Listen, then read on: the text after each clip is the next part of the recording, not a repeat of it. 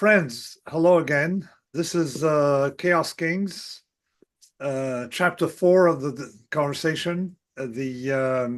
We covered so far 3 sections, and we have a Q&A that's building up. Thanks again for joining us. And Scott, how would you like to start? Yeah, hey Nassim. Thanks a lot for doing this again.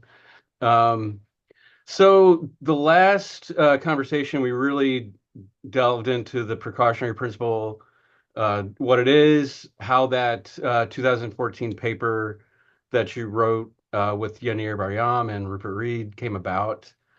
And we discussed a little bit about how in that paper you use GMOs as an example of something that posed the kind of a risk that the principle should be applied to, a global systemic kind of risk. But I wanted to ask your views on a different topic that I get to in the book.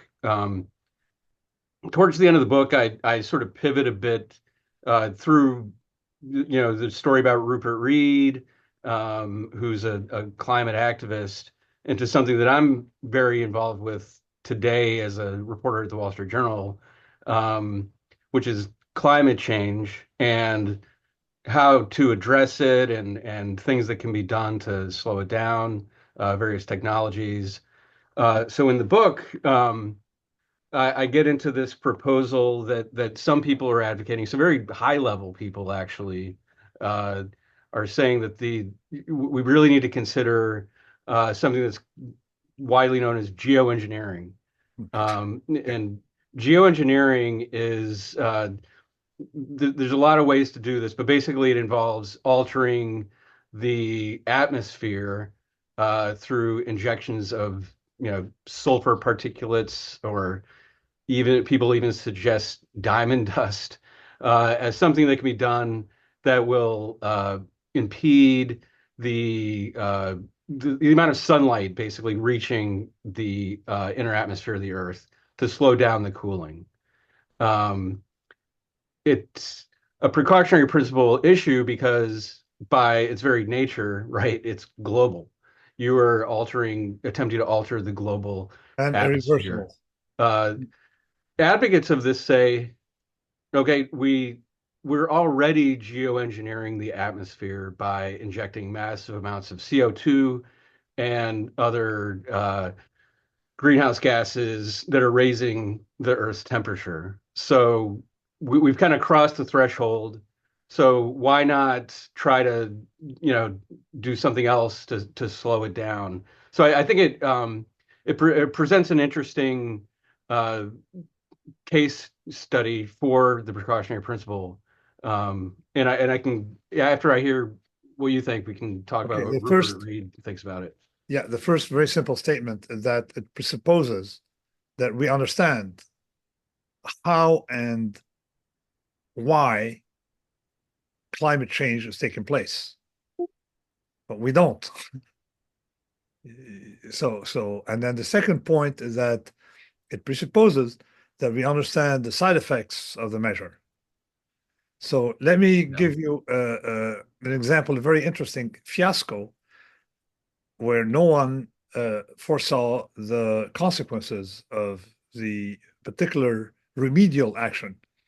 And it was a for Pest campaign on the Mao to try to get rid of, okay, among others, sparrows, because they reduced the yield, and of course you had poverty spreading in China. So what happened? Well, they killed the sparrows, Mhm. and they had an environment blight because, as you know, sparrows have other functions, namely to eat the insects Insects and yeah. that of course causes blight. So you have a balance in nature that you disrupted in a very forceful way. That's an example of us not seeing the side effects of such consequences. Same thing as with genetic engineered mosquitoes. So you Yeah. understand how an error percolates through the system. So on principle, okay, you can say, okay, I may enter an action with some kind of that entails some kind of environmental risks if I'm facing a huge risk. But you must understand the nature of the risk. And of course, we don't. But that's our whole concept is that we don't understand the effect of dumping pollutants in the planet. Just stop that. Not because it's Yeah. bad, because we don't understand. That this is a complete different statement from the one made by those who study climate change and want actions to remedy it. Right. Yeah. I mean, it is the ultimate complex system question, uh, tampering with the Earth's atmosphere. Um, Scientists point to various uh, potentially devastating impacts that it could have, like altering the monsoon season in East Asia, which we just don't know. You know, I think that you point out where the solution is to stop the pollution. Yeah, the Uh, solution is to but spread it. And yeah, my point is that it's very nonlinear. In other words, I've seen you point that out. Like a small decline in emissions could result in a much greater decrease in temperature uh, increases yes. because I of the mean, look at nonlinear it the other nature. way. Look at it the other way. As you're dumping more and more, you said has more and more disproportionately higher effect. It's the same Yeah, as uh, if you take the poisonous effect of taking aspirin. Okay, if you take one, two, three, four, it's going to be okay. But if you take the difference between 40 and 41st, uh, you say the 41st would be much more harmful than the first yeah, incrementally. yeah. I mean, climate scientists are increasingly raising the concerns of these tipping points, um, where you hit a threshold and it becomes practically impossible to stop because you're like And so, melting permafrost. You're yeah, causing all of these other pollutants to like methane be released into the atmosphere, ocean warming, all sorts of things. It can be pretty unnerving. But it seems like it's the solution of getting the world economy to slow down emissions of CO2 by consuming less fossil fuels has so far been pretty ineffective. Um, it is true because we got addicted to cheap fossil fuel, and it has a yeah, lot to do with geopolitics. We got addicted to cheap oil from Arabia and other places, and industry sort of like it's a combination of special interests that converged, like mhm, the automobile. The a lot of countries depend on the health of the automotive sector, and the yeah, automobile sector, the car making is central to them. And so cars create suburbs, suburbs create transportation. Uh, so you get trapped in right, a system like that. And then you have large mansions with gardens because what's the point of being in the suburbs if you're not going to have a bigger house? So you're obligated to have larger houses, more gardens. And guess what? Now you need immigrants, illegal immigrants, cheap immigrants to maintain it because uh, so there's a big structural it's uh, self-reinforcing. except for Yeah, you need a structural change. In other words, people to live in cities, ride bicycles as you and I do. I mean, you can drive a car, but it doesn't have to be huge. I mean, you don't have to have a gas guzzler, a huge yeah, truck to go buy milk at the grocery store. right. And you have a Tesla, right? I've Yeah, been the in it. Tesla here, and I have a Chinese made VW that is not sold outside. I mean, in Europe and the United States because it uses very efficient solar panels in Lebanon, and I tell you, it makes a huge difference, especially if you generate Mhm. your own power. as I'm Yeah. installing solar panels in Lebanon, so I'm self-sufficient. But we have had a big surprise with the growth of solar in how fast it grew. I mean, but the problem isn't so much the energy, the problem is the structure. You see, a lot of small towns people, the group people who like to have a more of an urban, to revert to an urban structure like that, what we had before Henry Ford, worldwide, Mm. not just in the United States, um, advocate a change in lifestyle that comes with it. And Yeah. I've had some transformations since COVID. I mean, I stopped visiting Europe for a couple of years. I had fewer visits, and then you're shocked. You go to places like in Germany or even Paris, and it's completely transformed. First of all, cab drivers are angry because they have much fewer routes and became much more of a uh, pedestrian and cyclist area, with of course pedestrians and cyclists being um, at war with one another, but that's part of the fun. Yeah. Europe's turning into Amsterdam. It's, Yeah, uh, Copenhagen is the number one city before Amsterdam. okay. Amsterdam, I have not been to Copenhagen, but I've been to Amsterdam, and it's and a city of cycles. yes, Um, and electric bicycles. I mean, you mhm. can complaint that your city is hilly, but electric bicycles flatten the landscape. Yeah. Yeah. I mean, coming from where I stand and what I research, it seems like the you know solution is going to be technology. I don't want to claim, stake the claim of being a techno optimist. But if there's going to be a solution, it's going to be technology. And it's pretty interesting when you look at the price declines of all of these technologies that are, clean energy. It's quite dramatic. And 90% declines in the price of wind, solar, batteries over the past decade or so. The declines could keep on going down. And one of the interesting things about shifting to an energy economy based on technology rather than commodities is that you end up getting energy that's not volatile. It's very flat in terms of the cost.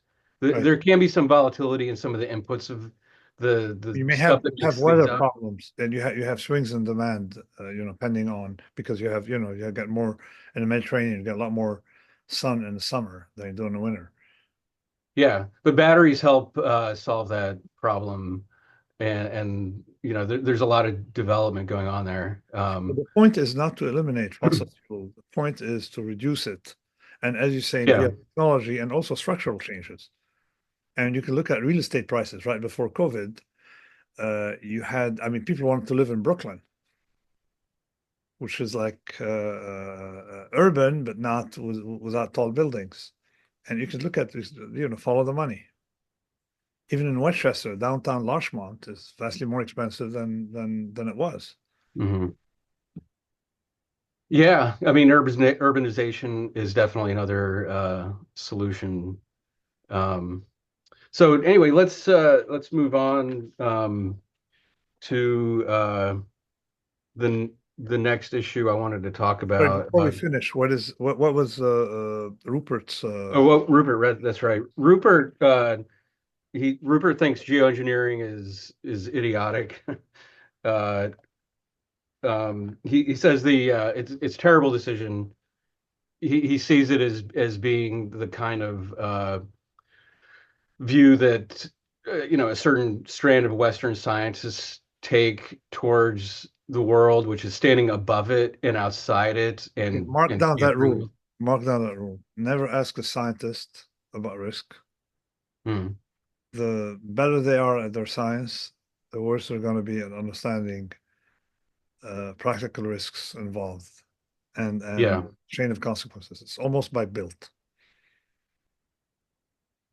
Yeah. Are you familiar with the Kurt Vonnegut novel Ice Nine? No. It's actually the book's called Cat's Cradle. Um, but in the book, scientists a scientist develops technology that he calls Ice-9, and it's a crystalline material, and whenever it touches water, it turns the water, or all the water that it comes in contact with, into ice. And he pursues this as a just sort of a thought experiment and an obsession, but eventually Ice-9 gets dropped into the world's oceans and the entire world freezes. Um, and the book starts with the character. It's the end of humanity, and he's on Galapagos Islands, talking about how this all came about. And the whole idea is like scientists just don't. They're playing with things. They become kind of like when you read about the scientists behind the development of the nuclear bomb.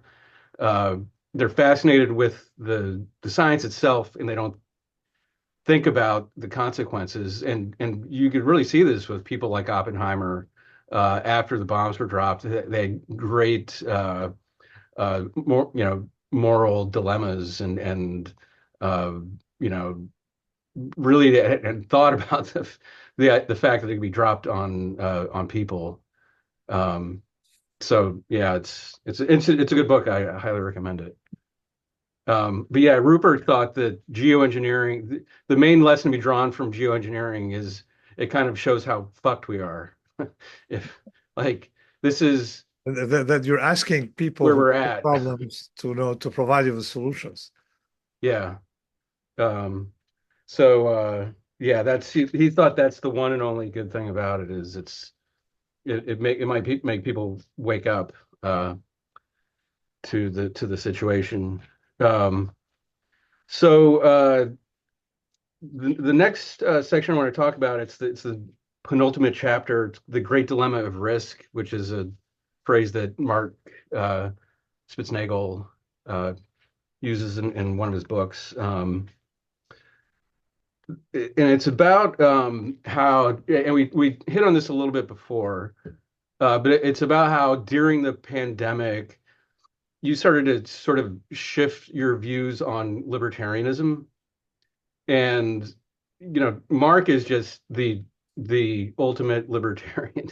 He's hard libertarian, I would say, although there are nuances to his views, and he's not a naive libertarian. He's read the books. He's written books about it, so he's sophisticated in his views. But you started to, I think, because of the reactions of people to COVID and how they were, acting like some restrictions were impinging on their freedom. You tweeted in May 2020 that libertarians are incoherent. They deny stores the right to require masks, constrain their freedom, yet ask for freedom. Nothing to do with libertarianism, rather a collection of marshmallow-brained psychopaths and misfits taking their hatred of humanity too far. Yeah, I mean, it was the person who went to Costco and where you're required to wear a mask, and the person that was circulating on the media explains, say, I was born in a free country. Well, it's fine. They're also Costco also, and the owners of Costco are also in a free country, and they could probably force you have for rules, just like a country club, that you must wear pink shirts, white pants, and yellow shoes. All right, but that's the rule. Otherwise, you can't enter Costco. Right. That's what they don't get. That it works both sides, both ways. That's the first statement. Mark and I have differences. I don't know if you want to call them profound or not, but let me summarize. I like government, but I don't like bureaucrats because I've seen anarchy and I don't like it. Okay, so Mm-hmm. I dislike bureaucrats. And the difference between Mark and I is that he does not believe that you can separate governments from the bureaucrats.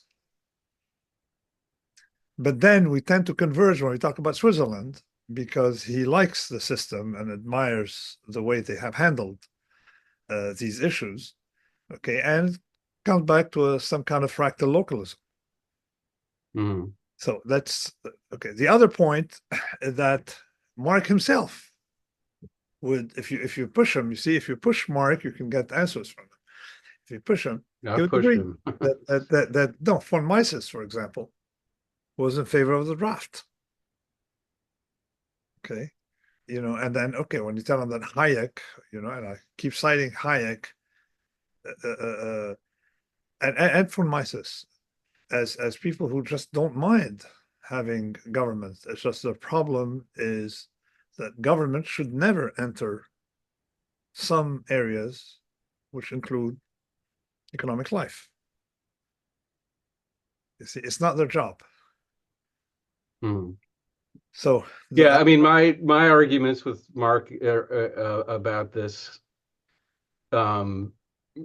usually I take it to, the difference between what you would like to see, the ideology, the ideal world that you're positing, and in the reality that governments are always going to intervene. You never see a situation where there's an extreme economic disruption or downturn where governments don't ultimately yeah, because attempt to step in. government is not a government. It is a collection of individuals with Society at large. yeah, no, but individuals who take action are always going to be optimizing their own reputation, and they'd rather do something stupid than do nothing and let the system heal itself. It's I mean, I discussed that a lot Yeah. in Anti-Fragile. It's like Voltaire, who said that the job of a doctor is to entertain the patient while nature does its job. And I remember when I spoke about homeopathy, or no, it was homeopathy, or was one of those alternative medicines. Okay, so if it's harmless, then it has a use as either placebo or to prevent you from seeking unproven medicines. Hmm. See, so that's the part of the medicine is to protect you from seeking irreversible and aggressive treatments that have large side effects that are below what we call the therapeutic threshold. So and people say this is unscientific, of course, but a lot of science is unscientific. And we're not talking about science, we're talking about risk. People fail to get Mhm. the point because science works by confidence intervals. And if you say, okay, I'm going to be comfortable, 98% comfortable interval that the plane is not going to crash, if you follow that principle, you never have pilots can't, you can't have pilots operating more than 2 years. It's going to, Right. okay. So it's a complete different approach to a thing where you focus on the tail, you focus on survival, what people have called ergodicity, ruin problems. It's all part of the same thing. That's what we need to focus on. And as an individual, you want to focus on your own ruin problem. Right. Yeah, I mean, it seems like bureaucrats in general don't think about the world in terms of probabilities and risk, uh, other than the risk to their own reputation and job security.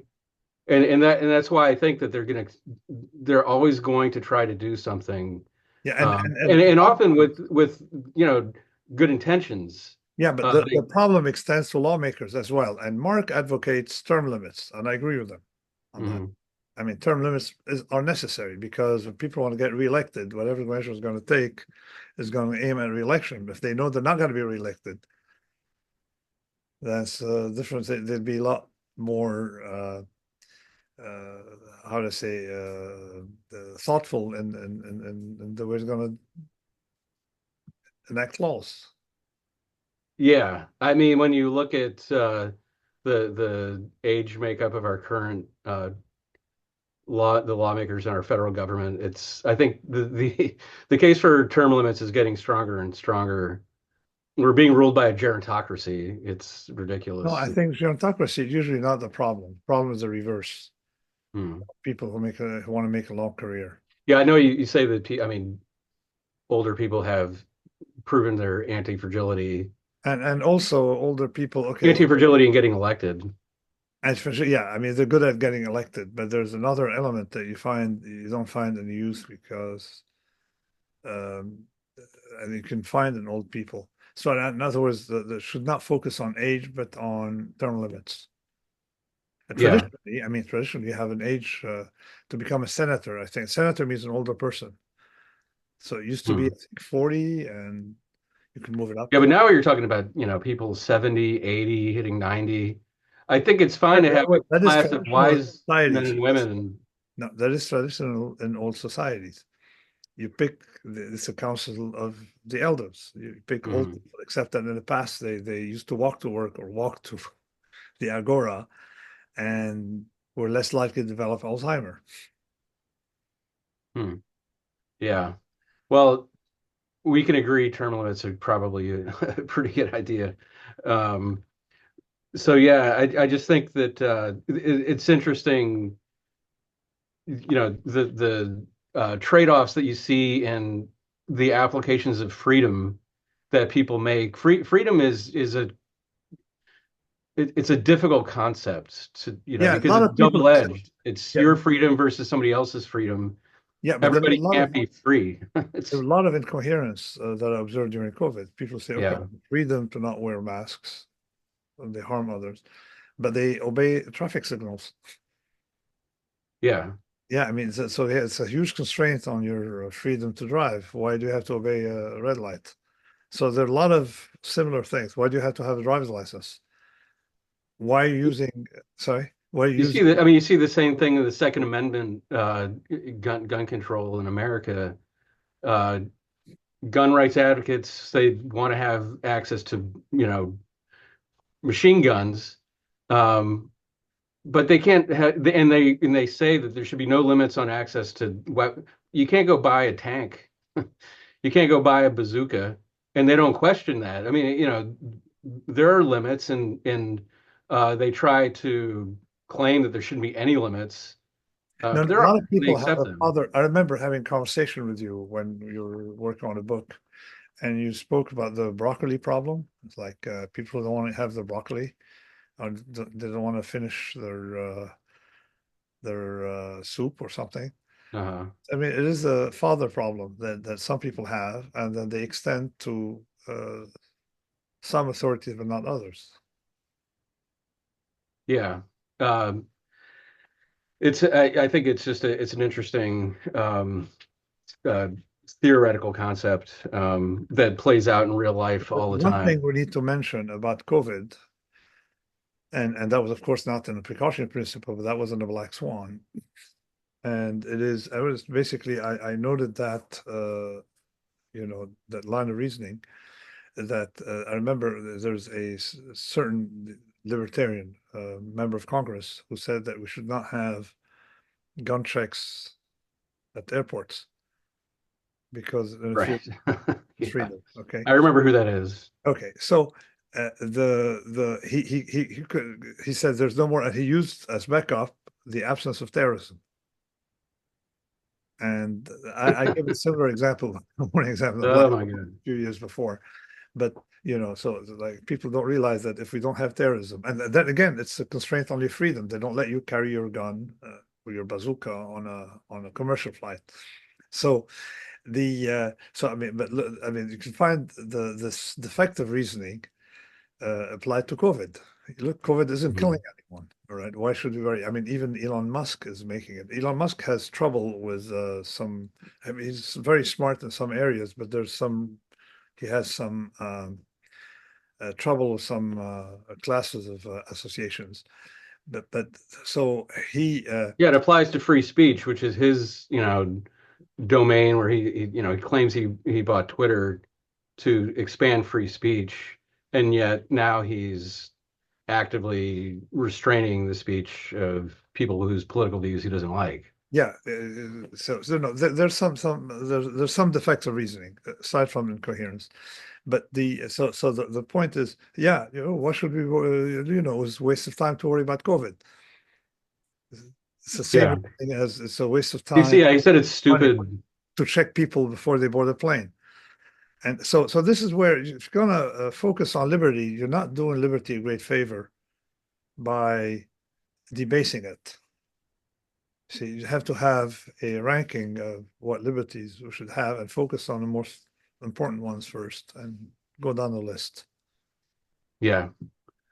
Yeah, I mean, this can get us into some of the deeper philosophical Yeah, issues going back to Locke that's and in my new book, I discuss the idea of clustering, how people just associate things like mm, people have clustered at all times in the Levant and in the ancient world, the Eastern Mediterranean.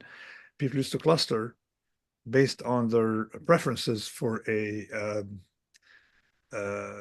for chariot teams and the hippodromes. And those who were blue yeah, tend to have some theological beliefs, and those with green some other theological beliefs. So just like if you vote Democrat, you like masks, but if you vote Republican, you like ivermectin. I mean, even yeah, it has a pharmaceutical dimension. Okay, these clustering. So I talked about the clustering, yeah. and That's interesting. some of them make sense, but most are absurd.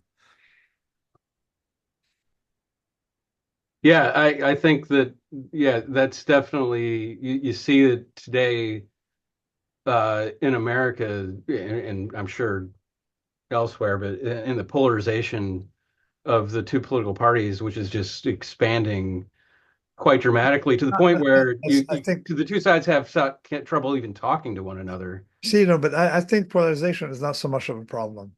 Why? Because you're not getting one or the other. You're getting a combination of two people fighting in Congress.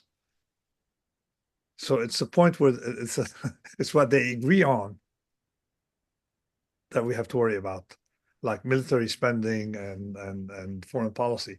But what they fight about Mm. is good because it's a scale thing. It's like two stupid people clear with an intelligent can clear with a very intelligent result, just like in financial markets. In financial markets, I mean, we have the zero intelligence uh, theories of pricing that you put a bunch of idiots under some laws, and the price will clear very effectively. Okay, we have the most efficient markets. And it's the same thing with like greed on the part of participants can result in a very favorable outcome, but you need a structure for that. Term limits Mhm. being one of them, and there are others. But so I don't mind if people hate one another. I don't mind if people are stupid. Okay, it's gonna so long as you have two stupid parties who hate one another, it's a lot better than one intelligent but not too intelligent one dominating. So you like gridlock? Gridlock, yeah, because then they have to agree on things. Okay, it forces them. It Mm. forces them to first of all, it constrains government spending. Okay, and what it's going to spend money on is going to be more useful. And but of course, foreign policy. Let's not discuss it here. Okay, but the problem is they agree too much on foreign policy. So Yeah. Um, I wanted to ask you about something I've been meaning to ask you about is localism.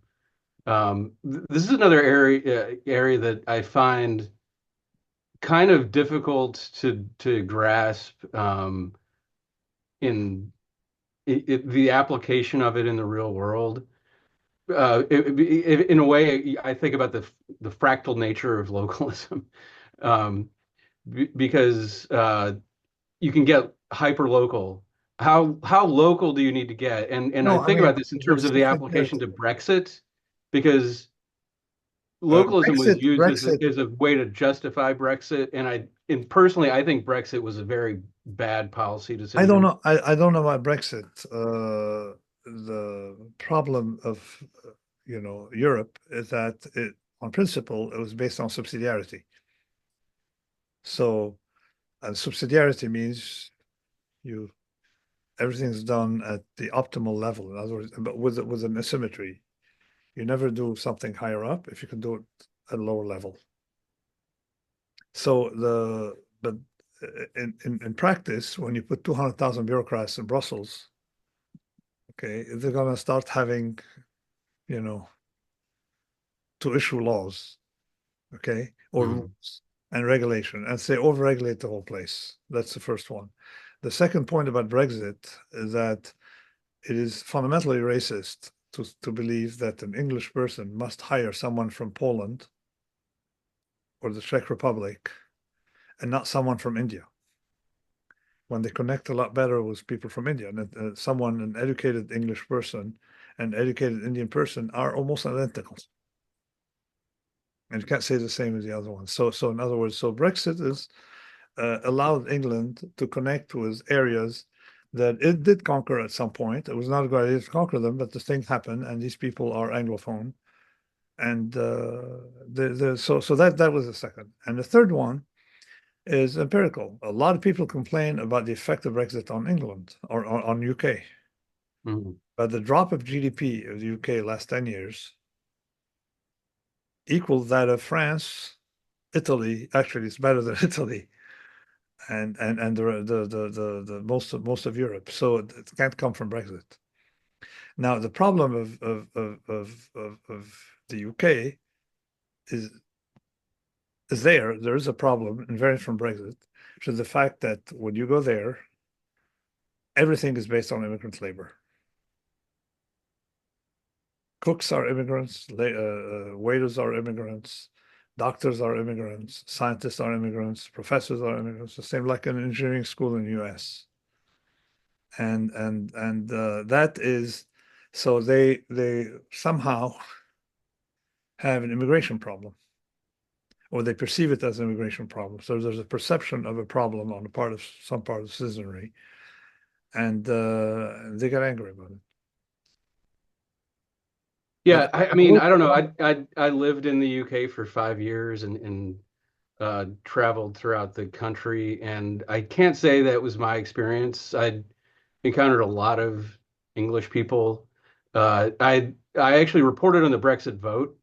I went up to a city in the northeast of the country near the border of Scotland, and I walked around this town as the day of the vote.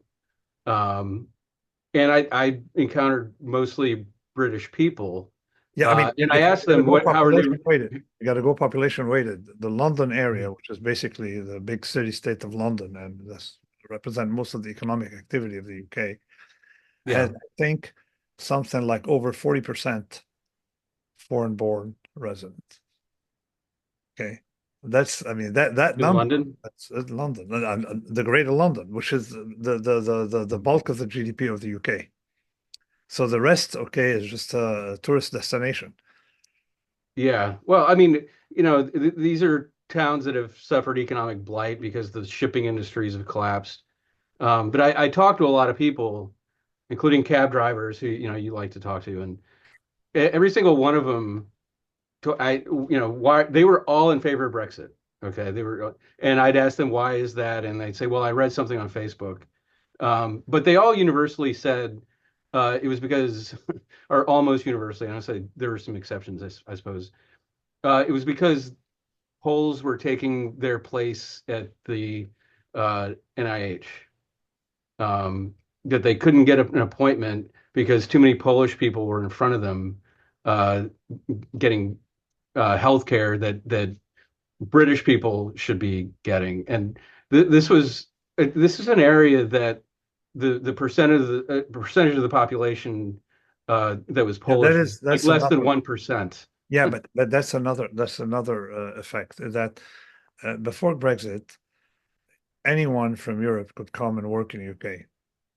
Post Brexit, okay, it's not that you have replacement. If someone from India wants to get a job in UK, it's not automatic.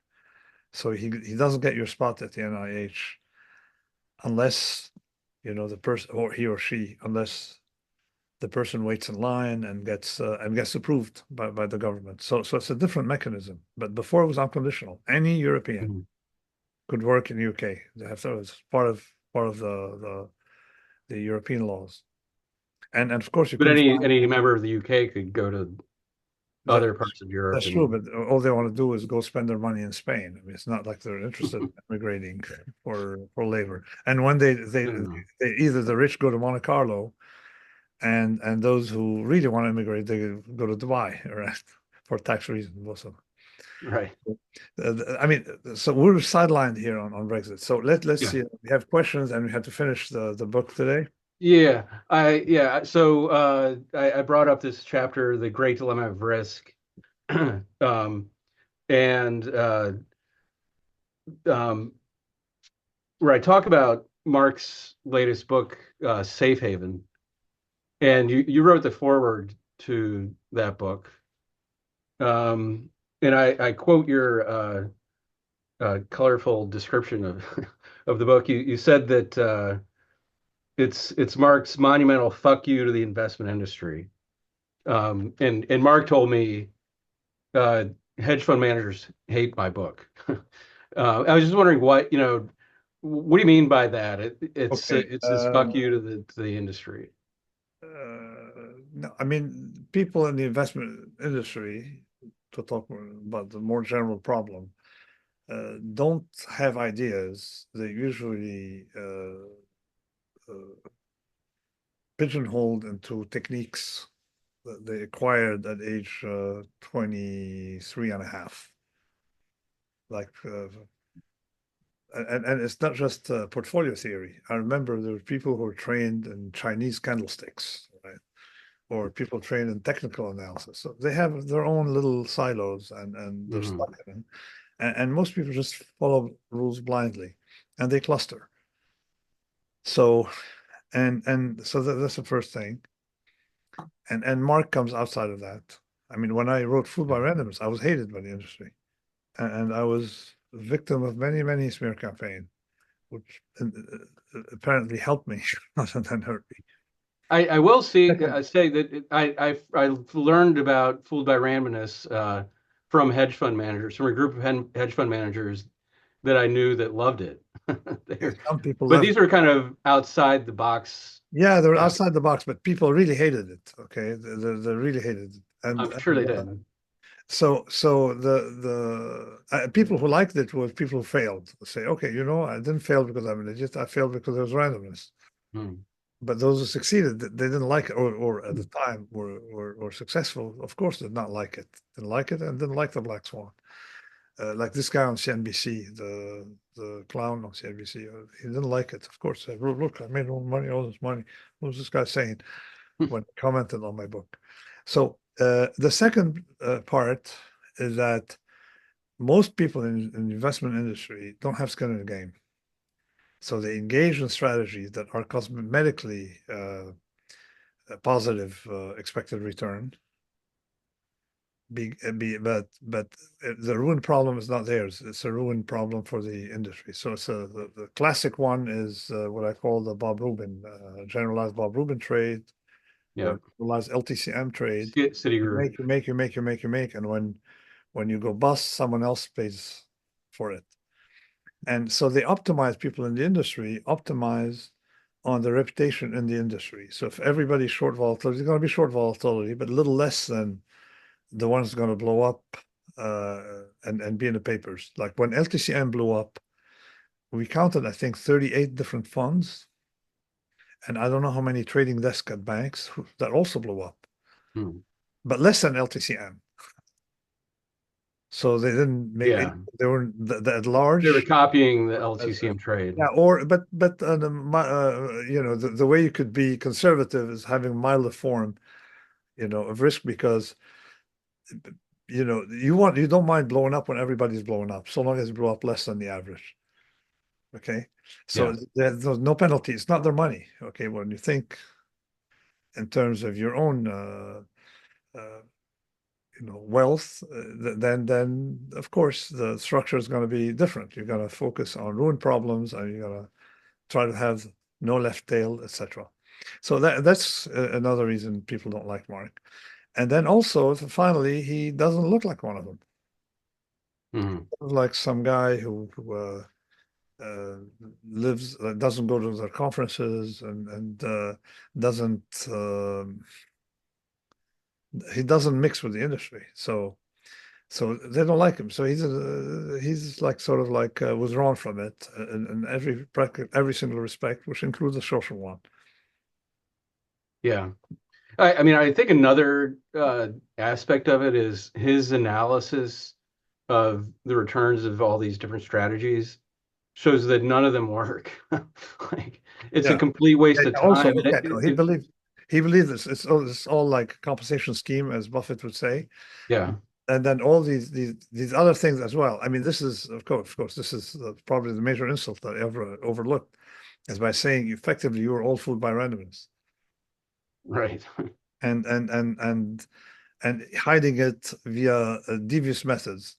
One of which is hiding the funds. I mean, killing the funds that underperform, so you have selection bias, among other things. Yeah. Yeah, and I mean the takeaway from that is pretty, if you believe what he's saying, you could just say almost the entirety of Wall Street is a shell game It meant is to a game. I move mean, definitely customers' it is. money to the pockets of the managers and the Or executives taxpayers' money. So the or layers are, taxpayers. yeah, the layers are customer go first, and then the taxpayer pays the rest. Yeah, So so you have the customers, you have the investors, and so it's pretty much a system taken over by traders. But you can figure it out. It's an industry that never made money. Banking has never made money net. Oh, now maybe since 2007, but wait till next crisis, all right? And yeah. everything bailed out. You're saying that because they blow up and lose it all. They So blew if up, you lose make money more than incrementally. ever made than they ever made. An analogy made by I think Russ Roberts is that when a plane crashes in Kyrgyzstan, it's a tragedy. People are on it die. But in Extremistan, when a plane crashes, it kills every single passenger who ever boarded that plane. And this is what Wall Street, every time they crash, they lose every penny they ever made in history.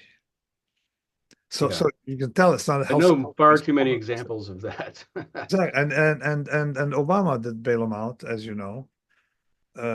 Everybody bails them out. Republicans bail them out. I mean, George Bush started by bailing them out.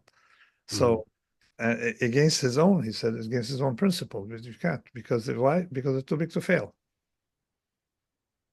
So it is a scam, and the scam works. So why? And Mark is sort of like rocking that boat. Yeah. Okay. So the final chapter, another uh, cheery title um, of the chapter called "Doorstep to Doom." Mm. Um, uh, so I start off the chapter describing your visit to Ukraine um, in 2021, where you at the invitation of Zelensky's wife Olena for a conference. Um, and I talk about it's kind of interesting. You told me how you met Zelensky, and at the time you found him kind of unimpressive, I was which I told think was by probably the everyone. shared view of most people. No, I was told by everyone the guy was an idiot. Uh, So by everyone, okay. And I went because he to was a the TV parliament. guy, and he'd somehow Yeah, someone they said got he's his. an actor. He's an actor, and he's a good actor. And look at him, this guy's an idiot. So I had no that prevented me from trying to have any form of conversation with him. See, I Yeah. would make mistakes in life listening to people. Right. So you changed your view on him, right? I mean, the guy literally had skin of the game He had skin in the game. He when took it. Russia invaded. I mean, I'm not necessarily now in favor of that war. I'm not necessarily in favor of funding them. But here you see an actor who rose up to the occasion and Yeah. behaved like yeah. Yeah, he stayed. Like He a didn't. He hero. didn't run. I mean, a lot of uh, government leaders would flee the country, He was and actually offered a ride, and he said, "I don't yeah, want a ride. I want weapons." I need ammunition. Yeah. Uh, so then, in this chapter, soon after this visit, you wrote a paper called "Bitcoin Currencies and Fragility," which made a pretty extreme claim about Bitcoin, which is the value of Bitcoin is effectively zero. No, Um, yeah, it doesn't mean it's not going to go to a million. It simply means that there's no nothing to hold it. When you hit zero, you don't come back from it because it has an absorb. it's kind of a ruin problem. It is a ruin problem. It's okay. So this is gold, all right. If I put it in the ground for 10,000 years, it will still be gold. It Mhm. may have a financial value, but there's no ruin problem. It may come back from there. Okay. Bitcoin, if people lose interest in it, simply because it's no longer fashionable to be, guess what happens? No one The wants it. That's it. No, it's just for a few minutes. Okay, for a while. That's it. The thing goes away. So Yeah. call it And it for had failed some tests at the time. I mean, it didn't, when the markets crashed, Bitcoin crashed. It wasn't a store of value or a that's great. It doesn't prove to be a store of volatility value. It is a hedge. speculative. It's a speculative thing. It's like a tulip, Yeah. except less attractive than a tulip. A tulip, at least you can look at it. And so that's what was. It has no. It's not convenient for drug dealers because so easily You can traceable. track it. So you can track it. So you can't use it for money laundering. You can't use it. You can't, and it's not good for transactions. So I'm not saying that I'm against cryptocurrencies. I'm saying that's not the one. And it's easy to imitate because basically you take the protocol and a lot of people did. There are a lot of cryptos. So and someone may come up with a better one, and in which case everybody would lose interest in it. So and of course it has whales. It has a concentration, a certain concentration of people who dominate it. And there's another problem I explained and why it couldn't become a currency and didn't become a currency since that if your rent is in fiat or they call fiat US dollars, then you must match your liability, all right, by having your income in US dollars. Okay. Now imagine your rent is in Bitcoin and your salary is in dollars. Okay. You realize there's a fluctuation. You may have to, they may throw you out in the streets because you can't make Right. your payments. So, and the bulk of economic Very volatile. activity, That's exactly. So basically, the state, it's not the fact that the state prints money, but whatever the state decides is going to be the currency because of taxation, because of contracts, because of the largest budget is that of the government, then everybody has to line up to it. So if the government switches to Bitcoin, okay, it may work. But go to Washington, the government to switch to Bitcoin. See, so this is some of the stuff I addressed in the paper were not immediately grasped, but there was time people grasped them. yeah. So And I mean, this was also soon before the same Bankman-Fried FTX drama it's before unfolded. Bankman-Fried, yes. And this is another area, I spoke with you about. I was kind of unaware of this whole trend of long-termism and effective altruism until he popped up on the scene, and I was following him well before his whole drama unfolded. And I was dumbfounded by the fact that there were so many glowing reviews of this guy. I mean, as a long-term financial journalist, I could not. It seemed it was journalistic malpractice that he was getting extremely glowing, uh, front covers of national magazines, stories. Yeah. And I mean, he's interesting, but uh, you know, it dumbfounded me, and I didn't know enough about him to think this is a fraud. I remember emailing a colleague of mine at the Journal who followed Bitcoin, and I said I can't make out what's up with this Bankman-Fried guy. Is he for real or is he a fraud? Um, and he responded, he's like, I've got my own concerns, but so we all know what happened. FTX collapsed. He had the most ridiculous approach to risk that you could possibly imagine. I mean, his idea was just take the most extreme bets you could take, and if you have like a 1 in 100 chance of succeeding, do it, which is very bad. I remember emailing Mark about this, saying like this guy has a very bad risk management strategy. Um, but I wondered if you could talk a little bit about the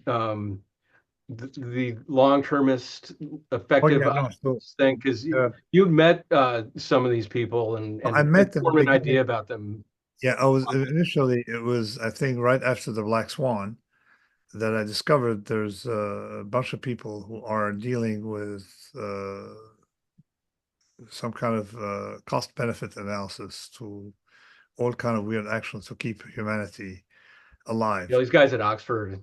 Yeah, exactly. So I met him and I realized that Nick Bostrom was probably the without mentioning names, okay, but I think that okay. that group is no longer at Oxford, or so it got disbanded, and I think it's justifiably so. And they were into to these. I mean, for example, climate geoengineering would be the kind of thing they think about. Okay, Mhm. and do you agree? No, aren't they into favoring geoengineering or? Uh, Well, their view on climate is pretty weird. They think that it's not a big deal because it may have a near-term impact on humanity, but it's going to be kind of a blip.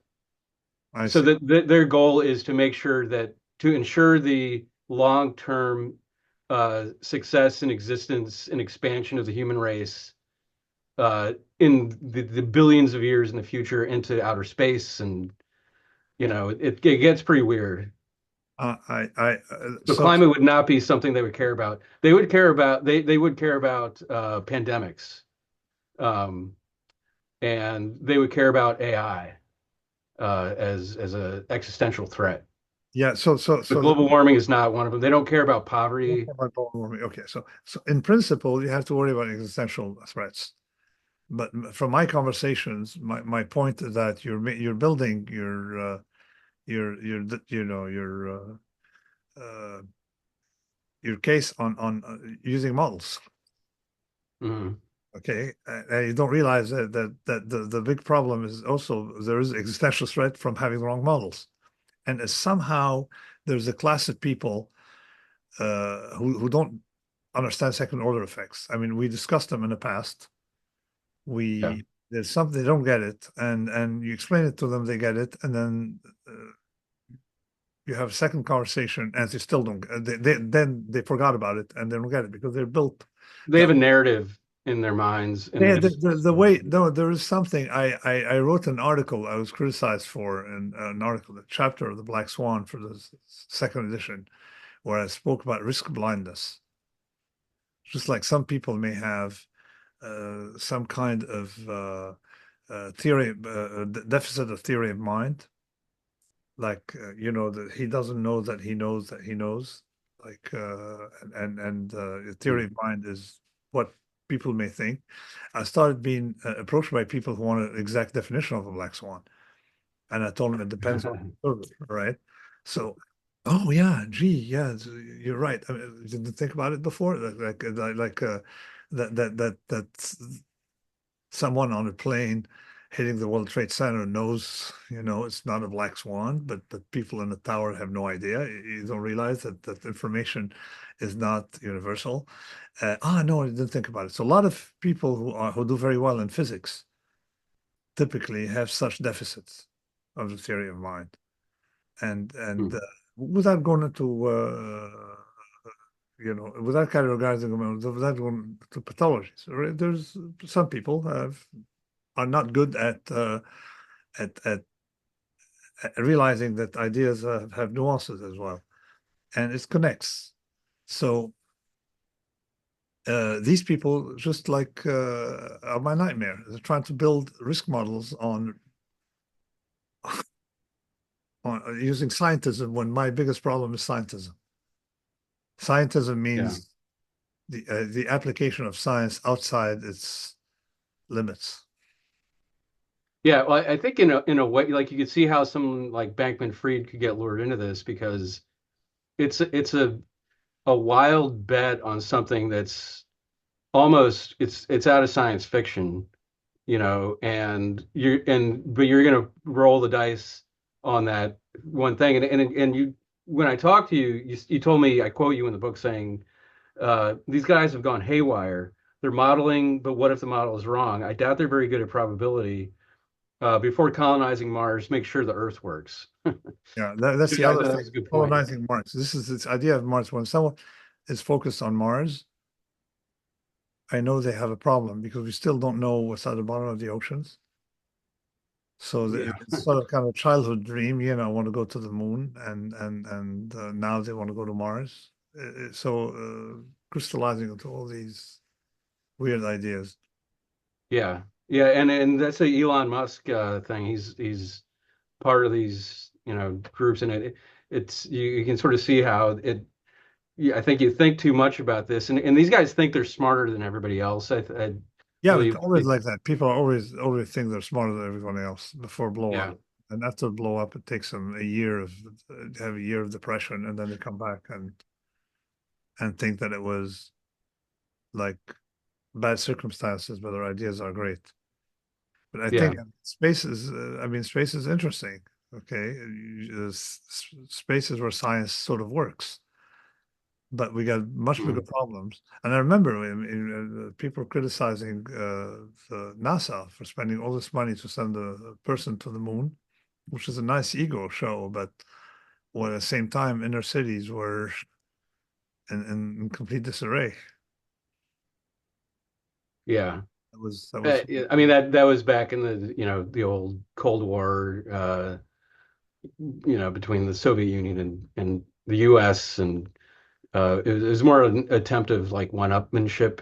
Yeah, and we spend a lot of money trying to maintain an image of strength rather Yeah, than sorry, but this is why this is kind of expenditure to go to Mars and the moon. Now it's done privately, but there's still some public money is better spared. But local. This is why I believe in localism. When you pay if you pay your taxes instead of paying to the federal government, you pay to the municipality or the locality or the canton, and the canton negotiates with the government. So I pay everything to where I live, and where I live pays later to the government. They negotiate with the government to have a lot more scrutiny. yeah. There's something to be said for that. I think that we're probably at our time limit. Do Yeah, you want to do a question and answer yeah, we thing, do have like the a question. short one next week, and just Oh, do we Q can do and A? one. Okay, we'll do a Q&A next week. So So we can get more questions this week, and then yes, just do okay, questions, and that's it. great. So let's do a Q&A next week. Thank you, everyone. Thanks for coming, Thanks, and everybody. till next week. Bye now.